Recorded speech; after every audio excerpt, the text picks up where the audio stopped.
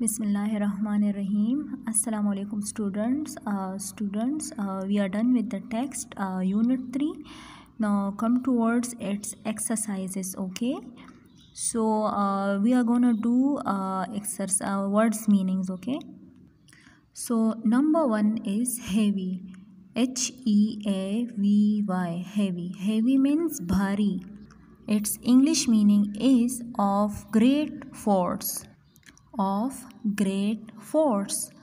Great means बहुत बड़ा, force ताकत, तो जो बहुत ज़्यादा ताकतवर हो, बहुत ज़्यादा भारी हो, तो उसको हम कहते हैं heavy. Second one is way, WEIGH, way means वज़न मालूम करना, this is verb. Okay, and heavy ये क्या है, ये हमारे पास एडजेक्टिव है। So English meaning of weigh is take into account. What? Take into account. Account means हिसाब लगाना। तो किसी चीज़ का जब आप हिसाब लगाते हो ना, वज़न मालूम करते हो, तो उसको हम कहते हैं weigh. Third one is enough. Enough is adjective because it modifies the noun. It modifies the noun scale. Scale हमारे पास noun है और enough उसको क्या करती है, modify करती है, हमें उसके बारे में बताते हैं। So enough is adjective. Parts of speech में enough हमारे पास adjective है और इसका मतलब है काफ़ी। Its English meaning is an adequate quantity. An adequate quantity. Adequate मुनासिब, काफ़ी, quantity मकदार, काफ़ी मकदार जो हमारे पास, उसको हम कहते हैं क्या, उसको हम कहते हैं enough. Fourth one is mark. Mark जो है हमारे पास पार्ट्स ऑफ स्पीच में क्या है, नाउन है। अच्छा, इट्स उर्दू मीनिंग इज़ निशान and it's English meaning is a distinguishing symbol. A distinguishing symbol. Distinguishing means फ़र्क करने वाला, इम्तियाज़ करने वाला, एंड सिंबल मीन्स निशान, वो निशान जो आप चीज़ों में फ़र्क करने के लिए लगाते हो। Fifth and last one is cheered. Cheered जो है हमारे पास पार्ट्स ऑफ स्पीच में वर्ब है और इसका मतलब है दाद देना, तो ये एक काम हो गया ना। It's English meaning is give encouragement to. Give means देना, इनकरेजमेंट मीन्स हौसला या दाद देना।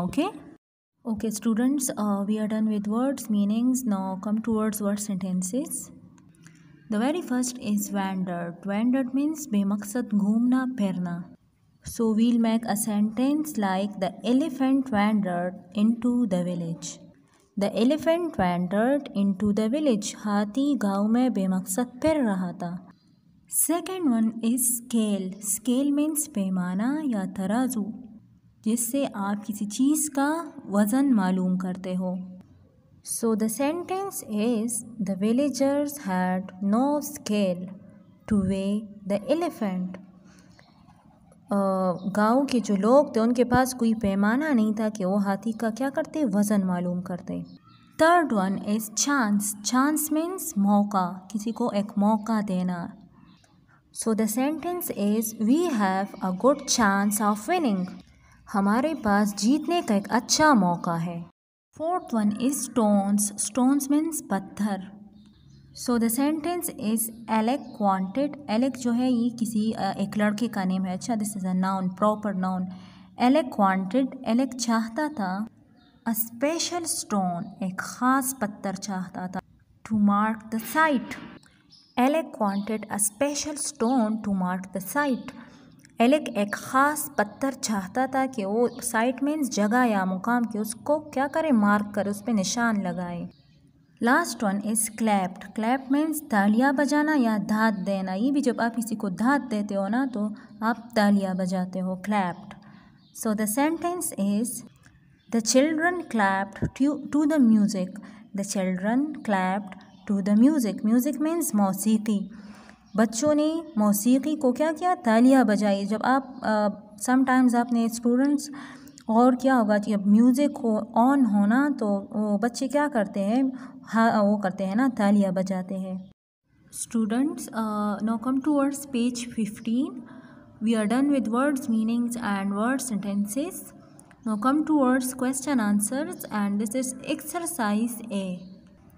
The first question asks that what came into the village? What came into the village? गाँव क्या चीज़ आई थी? So the answer is an elephant came into the village. Students, what की जगह आप लिखोगे an elephant और क्वेश्चन मार्क की जगह आपने क्या करना है, फुल स्टॉप जो है वो पुट करना है, डालना है। तो आपका आंसर आएगा कि an elephant came into the village, एक हाथी गांव में आया था। The second question asks had the villagers seen an elephant before? क्या गांव के जो लोग थे उन्होंने कभी एक हाथी को इससे पहले देखा था? So the answer is no, they had never seen an elephant before. नहीं, उन्होंने इससे पहले कभी भी हाथी को नहीं देखा था। Third question is what did the villagers want to do? Villagers क्या चाहते थे? स्टूडेंट्स देखिए, क्वेश्चन में हमारे पास डिड है तो यहाँ पर फर्स्ट फॉर्म ऑफ वर्ब जो है वो लगा है वांट। एज यू नो कि डिड के साथ हमेशा फर्स्ट फॉर्म ऑफ वर्ब लगता है, ओके। तो आंसर इसका आएगा विलेजर्स क्या चाहते थे? Answer is the villagers wanted. Student, अब यहाँ पर डिड नहीं है आंसर में, तो हम क्या लगाएंगे? सेकंड फॉर्म ऑफ वर्ब लगाएंगे, okay, wanted.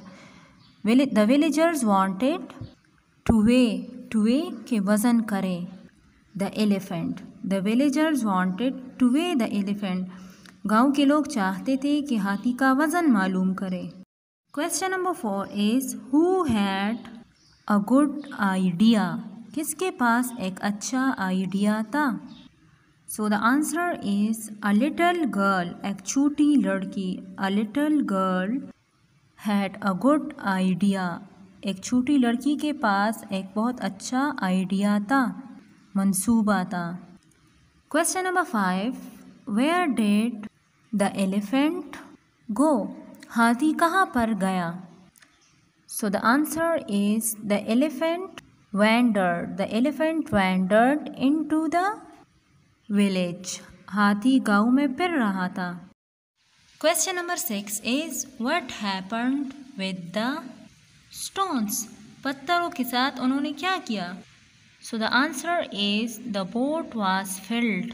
The boat was filled with the stones. कश्ती को पत्थरों से भर दिया गया। And the stones had the same weight, और पत्थरों की वही वेट थी, उन पत्थरों का वज़न वही था एज द एलिफेंट हैड, जैसा कि हाथी का वज़न था।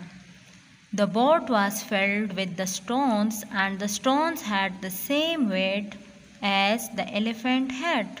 Now students, come towards exercise B. This is true, false and find the words, okay? And third one is spelling scramble. So the very first is the elephant was very big. हाथी बहुत ज़्यादा बड़ा था। तो आपने देखना है जो ट्रू है उसके आगे आपने ट्रू मार्क लगाना है, जो फॉल्स है उसके आगे आपने क्रॉस का मार्क लगाना है। The elephant was very big, so this is true क्योंकि हाथी बहुत ज़्यादा बड़ा था। Second one is the people were surprised, लोग हैरान थे। So yes, this is also true, लोग हाथी को देखकर हैरान थे। Third one is they put him on a scale, उन्होंने हाथी को एक पैमाने पर रखा। सो दिस इज़ फॉल्स क्योंकि उन्होंने हाथी को कश्ती पर बैठाया था, कश्ती में उसको बैठाया था, स्केल पर नहीं। Fourth one is the girl had a good idea, लड़की के पास एक अच्छा आइडिया था। सो दिस इज़ ट्रू, हाँ उसके पास एक अच्छा आइडिया था।